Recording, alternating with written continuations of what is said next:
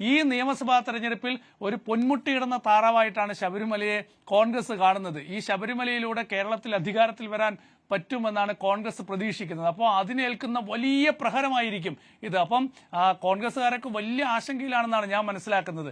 അതുകൊണ്ടാണ് ഇന്ന് പ്രതിപക്ഷ നേതാവ് വി.ഡി. സതീശൻ പോലും ഈ വിഷയത്തിൽ ഒരു പ്രതികരണം നൽകാതെ അദ്ദേഹം പോവുകയാണ്. നോക്ക്, അവരുടെ ഏറ്റവും പ്രധാനപ്പെട്ട ഒരാൾ യു ഡി എഫിന്റെ കൺവീനറെ ഇന്ന് SIT വിളിക്കുന്നു. ഇന്ന് KC വേണുഗോപാലൊക്കെ പറഞ്ഞത് ഇത് രാഷ്ട്രീയ പ്രേരിതമാണെന്നാണ്. SIT ഇപ്പോൾ ഈ ഒരു ദിവസം അടൂർ പ്രകാശിനെ ചോദ്യം ചെയ്യാനായി വിളിച്ചത് മുഖ്യമന്ത്രിയുടെ ഓഫീസിൽ നിന്ന് പറഞ്ഞ നിർദ്ദേശപ്രകാരമായിരിക്കും എന്നൊക്കെയാണ് ഇപ്പോൾ രാഷ്ട്രീയ ആരോപണം ഉയർത്തുന്നത്. പക്ഷെ നമുക്കെല്ലാവർക്കും അറിയാം, SIT-യിൽ സംസ്ഥാന സർക്കാരിന് എന്തെങ്കിലും ബന്ധമില്ല. അത് ഹൈക്കോടതി നിയോഗിച്ച ഒരു അന്വേഷണ സംവിധാനമാണ്.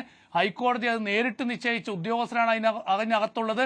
SIT ആണ് തീരുമാനിക്കുന്നത് ആരെ എപ്പോൾ വിളിക്കണം, എങ്ങനെ മുന്നോട്ട് പോകണം എന്നൊക്കെ. അതുകൊണ്ട് അക്കാര്യത്തിലൊന്നും നമ്മൾ സംശയം വെച്ചു പുലർത്തേണ്ട കാര്യമില്ല. ഏതായാലും ഈ വിഷയത്തിൽ രാഷ്ട്രീയ ആരോപണം കോൺഗ്രസ് നടത്തുമെന്ന കാര്യത്തിൽ സംശയമൊന്നുമില്ല. പക്ഷേ അടൂർ പ്രകാശിനെ പൂർണ്ണമായി പിന്തുണയ്ക്കാൻ പല കോൺഗ്രസ് നേതാക്കളും തയ്യാറല്ല എന്നുള്ളത് വളരെ പ്രധാനപ്പെട്ട ഒരു സംഭവമാണ്. അപ്പോൾ അങ്ങനെ ഒരു സാഹചര്യം ഉണ്ടായാൽ തീർച്ചയായും അതുണ്ടാക്കുന്ന പ്രഹരം കോൺഗ്രസിന് ചെറുതാകില്ല, അത് വളരെ വലുതാകും. അതുകൊണ്ട് ഞാൻ ഇപ്പോഴും കരുതുന്നത് അടൂർ പ്രകാശും ഉണ്ണികൃഷ്ണൻ പോറ്റിയും തമ്മിൽ എന്തോ ഒരു ബന്ധമുണ്ട്. ആ ബന്ധം ചെറിയ ബന്ധമല്ല, അത് വലിയ ബന്ധമാണ്. ആ ബന്ധത്തെ സംബന്ധിച്ചുള്ള കൃത്യമായ വിവരം SIT-യുടെ പക്കലുണ്ട്.